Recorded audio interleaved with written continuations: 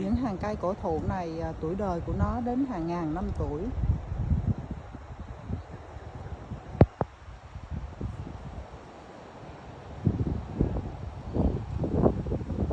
Tán xòe rộng lớn vươn ra đến giữa đường và nhiều khi là che phủ luôn cả hết con đường vươn qua đến cái hàng bên kia luôn.